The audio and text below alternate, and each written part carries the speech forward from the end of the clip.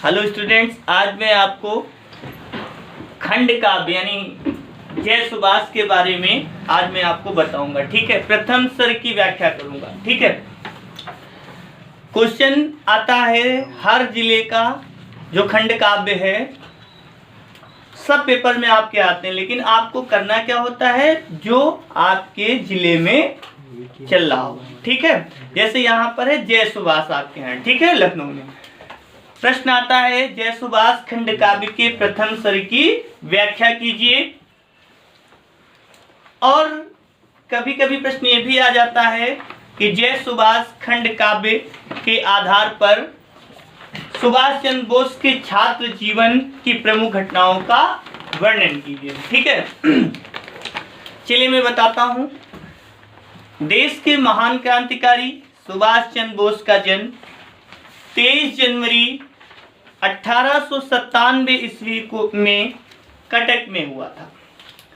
इनके पिता का नाम श्री जानकी दास था तथा माता का नाम प्रभावती था। इनके पिता जो थे एक प्रतिष्ठित परिवार में इनका जन्म हुआ था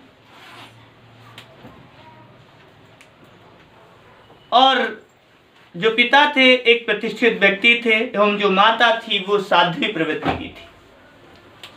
बचपन पे इन पर माता पिता का गहरा प्रभाव पड़ा। इनकी माता इन्हें वीर पुरुषों की कहानियां सुनाया करती थी, जिसमें सुभाष चंद्र का जो हृदय था वह स्वदेश प्रेम के भाव से भर गया। और सुभाष चंद्र बोस बचपन से ही बुद्धिमान एवं आत्म साहसी थे और वे बड़े ही मेधावी छात्र थे।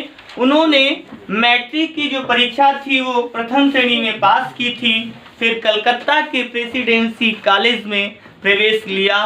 तभी उनका परिचय सुरेश बनर्जी से हुआ और उनके आश्रम में जाकर उन्होंने मातृभूमि की सेवा का व्रत लिया।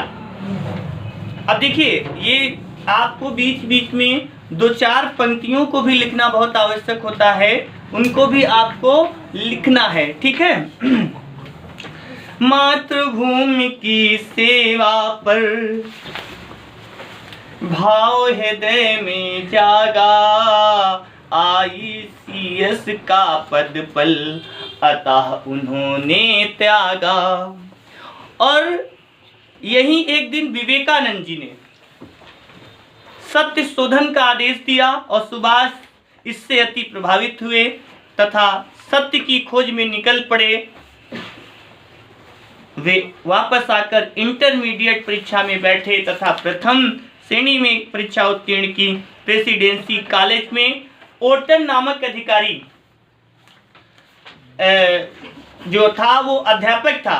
ओटन नामक अध्यापक भारतीयों का क्या करता था, अपमान करता था। और सुभाष ने क्या किया, सुभाष को ये चीज बहुत बुरी लगती थी।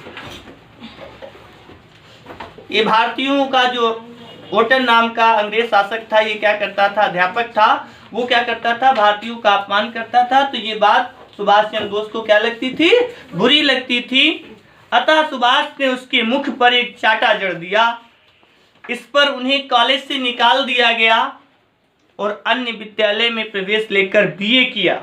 माता की इच्छा अनुसार कैम्ब्रिज जाकर ICS की परीक्षा पास की, लेकिन इस स्वदेश प्रेमी ने उस पद को त्याग दिया तथा मातृभूमि की रक्षा हेतु भारत लौट आए।